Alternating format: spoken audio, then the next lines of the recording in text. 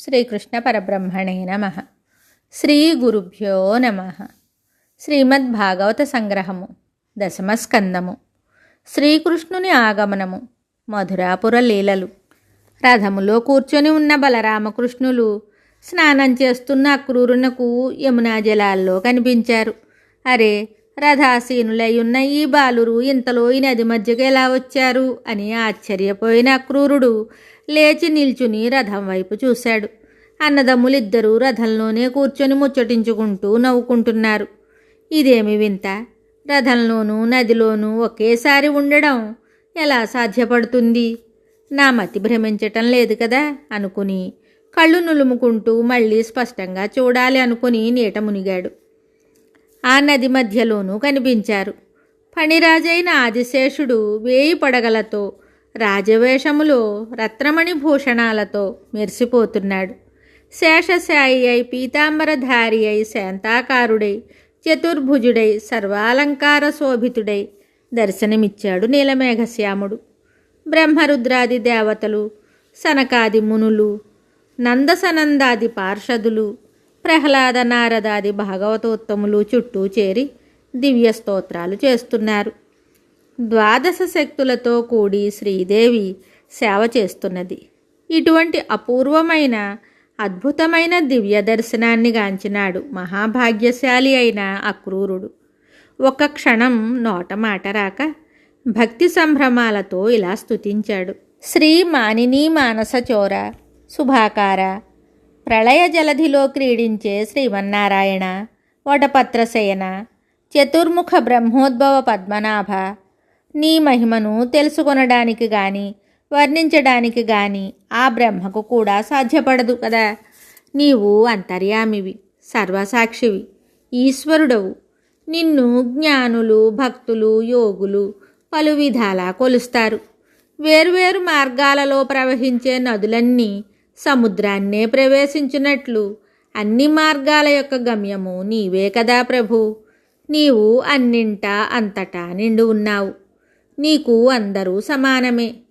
మత్స్య రూపంలో వేదాలను సంరక్షించావు. హయగ్రీవుడవై మధుకైటబులను హతమార్చినావు. కూర్మరూపుడవై మందరగిరినెత్తావు.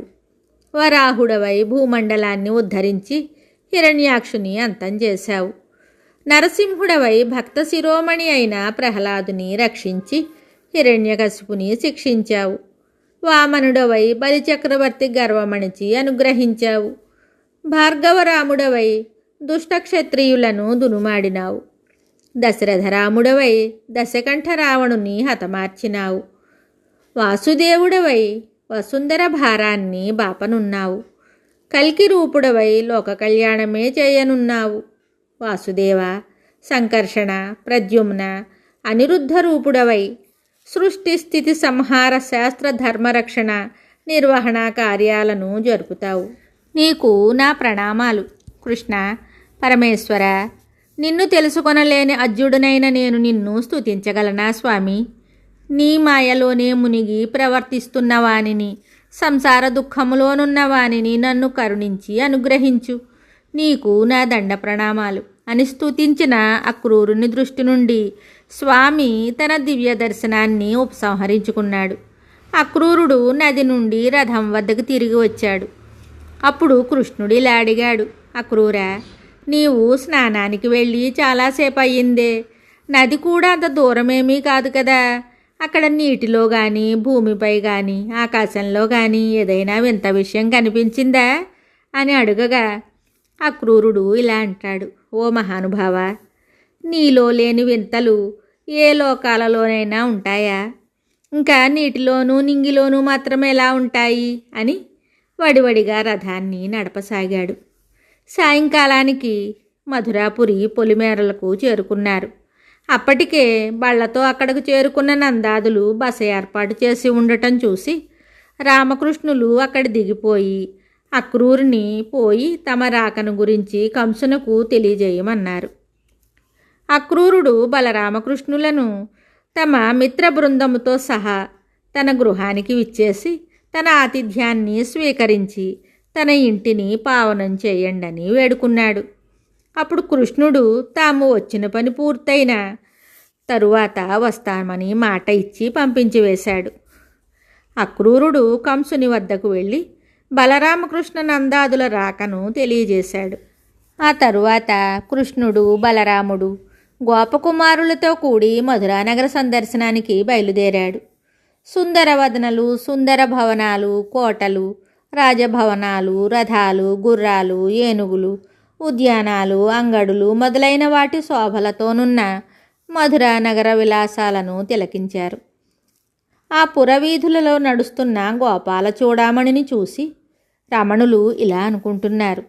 వారు ఇదివరకే నందనందనుని యొక్క లీలా వినోద గాథలను విని ఉన్నవారు గనుక అతనిని చూసి తరించాలనుకున్నారు.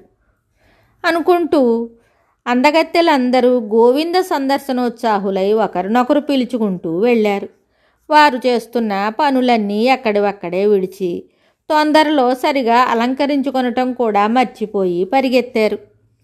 మేడలపైన, మిద్దెలపైన, ఎత్తైన అరుగులపైన ఎక్కి నిల్చుని నిక్కి చూడసాగారు.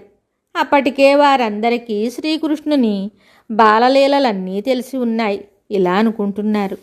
చెలియా, ఇతడేనటే రాక్షసి చనుబాలు త్రాగి దాని ప్రాణాలు హరించిన ఆ అద్భుత బాలకుడు. ఇతడేనటే నందుని భార్యకు తన నోటిలో విశ్వమంతటినీ చూపిన దివ్యబాలుడు. ఇతడేనటే గోకులంలో వెన్నెలను దొంగిలించి తినిన కొంటిబాలుడు.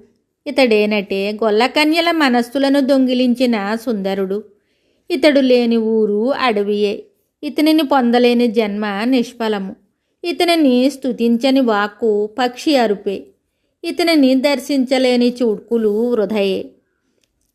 ఇతనిని ఆ గోకులంలోని పడుచులందరూ లాలిస్తూ, స్పృశిస్తూ, అతనితో సంభాషిస్తూ, నవ్వుతూ, నాట్యం చేయిస్తూ, అతనినే ధ్యానిస్తూ నిత్యము ఆనందిస్తుంటారట. వారు పూర్వజన్మలలో ఎలాంటి తపస్సులు చేసి ఉన్నారో కదా అనుకుంటూ ఆ మధురాపుర వనితలు తమ నేత్రాలతో శ్రీకృష్ణ రూపాన్ని నేత్రపర్వంగా తిలకిస్తూ హృదయాలలో నింపుకొని ఆ రూపాన్ని అక్కడ పదిలపరుచుకున్నారు. మధురాపుర ప్రజలు, బ్రాహ్మణులు బలరామకృష్ణులను పలు విధాలుగా పూజించారు. బలరామకృష్ణులు వారి స్నేహితులు మధురానగర వీధుల్లో నడిచి వెళుతూ ఉండగా ఉతికిన బట్టలు పట్టుకుని వెళుతున్న ఒక చాకలి వాణిని చూశారు. వాణిని నిలిపి కృష్ణుడు ఇలా అన్నాడు. ఓ రజక శ్రేష్ఠ, మేము మీ రాజుగారి అతిథులము, అతని మేనల్లుళ్ళం కూడాను. ధనుర్యాగం చూడ్డానికి వచ్చాం. ధరించడానికి మాకు మంచి దుస్తులు లేవు. నీ మూటలోనివి కొన్ని మాకు ఇస్తే నీకు మేలు కలుగుతుంది అన్నాడు.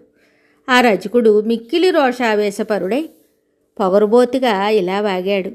ఏమిరా గొల్లడింబక, పాలు నెయ్యి తిని క్రొవ్వెక్కినట్టున్నావు. నేనెవరినో తెలుసా? కంసరాజు యొక్క రజకుని. రాజుగారి వస్త్రాలు మీకు కావాలా? వాటిని ధరించే అర్హత మీకున్నదా? మా రాజభటులు చూస్తే మీకు దేహశుద్ధి చేస్తారు.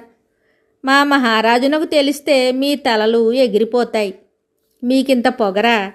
మీ దారిని మీరు పోతారా, ప్రాణాలు పోగొట్టుకుంటారా అని వదురుతున్న ఆ చాకలివానిపై శ్రీకృష్ణుడు కోపగించుకొని చేతితో ఒక్క వేటు వేసేసరికి వాడు చచ్చిపడ్డాడు. కృష్ణ బలరామాదులు వారికి కావలసిన దుస్తులను తీసుకుని మిగిలిన వాటిని అక్కడే విడిచి ముందుకు సాగిపోయారు. ఒక చేనేత పనివాడు ఎదురుగా వచ్చి వారికి చక్కని వస్త్రాలను అర్పించాడు. వాటిని వారు ప్రీతితో స్వీకరించి ఆ పనివానికి సంపదను అనుగ్రహించారు. తరువాత పూలమాలలను కట్టే సుధాముని ఇంటికి వారు వెళ్ళారు. సుధాముడు వారిని అర్ఘ్యపాద్యాలతో సత్కరించి ఆదరించాడు. ఆనందం పెళ్ళుబుకగా అతడు ఇలా అన్నాడు. భూమండలాన్ని సంరక్షించడానికి అవతరించిన మహానుభావులు మీరు. మీ రాక వలన మా వంశము పావనమైనది, నా తపస్సు ఫలించినది, నా జన్మ సార్థకమైనది, నా గృహము లక్ష్మీకరమైనది, నా కోరికలు తీరినవి. ఇంక నేనేమి చెయ్యాలో, ఎలా నడుచుకోవాలో ఈ దాసునకు సెలవియ్యండి అని పలికి రామకృష్ణులను సుగంధ పుష్పమాలలతో అలంకరించి పూజించాడు. వారు మిక్కిలి సంతసించి వరమిస్తాం కోరుకోమన్నారు. అతడు శ్రీకృష్ణునితో ఇలా అన్నాడు. స్వామి, నీ దర్శనము, పాదస్పర్శనములే సర్వ సౌభాగ్యాల కంటే ఉత్తమోత్తమము. అవి నాకు లభించాయి. నా జన్మ తరించింది, నాకింకేం కావాలి?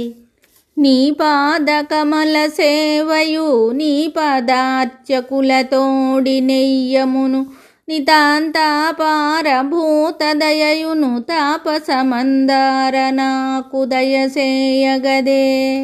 ఇలాంటి ఉత్తమమైన కోరికను కోరిన సుధాముని యందు స్వామి సంతుష్టుడై తథాస్తు అని సుధామునకు బలము, ఆయుస్సు, ఐశ్వర్యము, తేజస్సు, యశస్సు అన్నీ అడగకుండానే అనుగ్రహించాడు.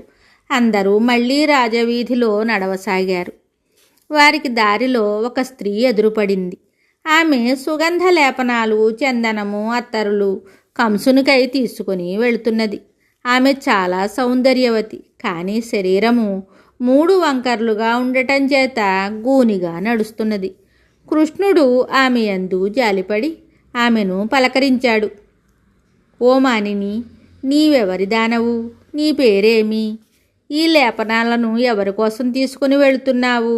వీటిని మాకిస్తే చక్కని దానవు అవుతావు అనగా కృష్ణుడు తన వక్ర రూపం చూసి గేలి చేస్తున్నాడని భావించి ఆమె ఇలా అన్నది. ఓ సుందర శరీరుడా, నీవైతే చూడచక్కని వాడవే గాని చక్కగా లేని వారిని చూసి పరిహాసాలాడబోకుము. అందరికీ చక్కదనాలు ఎక్కడి నుండి వస్తాయి? నన్ను అందరూ త్రివక్ర అంటారు. నేను కంసరాజు గృహంలో సైరంధ్రిని. చక్కని సుగంధ లేపనాలను తయారు చేసి రాజునకు పూస్తాను. అతడు నా సేవను నిజంగా మెచ్చుకుంటాడు. మీరు కూడా నేనిచ్చే లేపనాలను పూసుకుంటారా అని అమాయకంగా అడిగిన ఆ సుందరి పట్ల స్వామి జాలిపడి ఆమె సేవను స్వీకరించి ఆమె అవిటితనాన్ని తొలగించటానికి సంకల్పించాడు. ఆమె రామకృష్ణుల సుందర విగ్రహాలకు లేపనం పూసింది. కన్నుల పండుగగా ఆ మనోహర రూపాలను తిలకించి ప్రేమతో హృదయంలో పదులుపరుచుకున్నది. శ్రీకృష్ణుడు ఆమె 2 పాదాలను తన పాదాలతో అదిమిపెట్టి తన 2 చేతులతో ఆమె యొక్క గడ్డమును, తలను పట్టుకొని పైకి లేవనెత్తాడు. ఆమె శరీరము వంపులు తీరి తిన్ననైనది. ఆమె ఒక సర్వాంగ సుందరి అయి నిల్చున్నది. స్వామి స్పర్శతో ఆమె పరవశించిపోయింది. స్వామిని మనసారా కాంక్షించింది. తన ఇంటికి రమ్మని ఆహ్వానించింది. కృష్ణుడు తాను వచ్చిన పని ముగించుకున్న తర్వాత వస్తానులే అని చెప్పి ముందుకు సాగిపోయాడు. శ్రీకృష్ణ బలరామాదులు మధురాపురి రాజవీధులను తిలకిస్తూ నడిచి వెళుతుంటే పుర ప్రజలు వారికి పుష్పహారాలు, హారతులు, కానుకలు ఇస్తుండేవారు. స్త్రీలు వారి సుందర రూపాలను చూసి ముగ్ధులయ్యారు. కృష్ణాదులు ధనుస్శాలకు వెళ్ళారు. అనేక మంది యోధులచే కాపాడబడుతున్న ఆ గొప్ప ధనస్సును భటులు వారిస్తున్నా వినకుండా శ్రీకృష్ణుడు ఎడమ చేతితో పైకెత్తి ఎక్కుపెట్టి నారిని మొరయిస్తూ చెరుకుగడను విరిచినట్టు దానిని విరిచేశాడు. ఆ శబ్దానికి దిక్కులు మారుమ్రోగాయి. కంసుడు హడలిపోయాడు. సైనికులు రామకృష్ణులను వధించటానికి ముందుకొచ్చారు. విరిగిపోయిన ధనస్సు ముక్కలతో రామకృష్ణులు ఆ సైనికులందరినీ అంతము చేశారు. వీరవిహారం ముగించుకుని అందరూ బసకు చేరుకున్నారు. ధనుర్భంగము గురించి పురప్రజలు తెలుసుకుని ఆ యువకులు సుందర విగ్రహులే కాకుండా సింహబలులు కూడాను అని ఆశ్చర్యపోయారు. వీరిని కంసుడు బ్రతకనిస్తాడా అని భయపడ్డారు. కంసుడు అంతా తెలుసుకున్నాడు.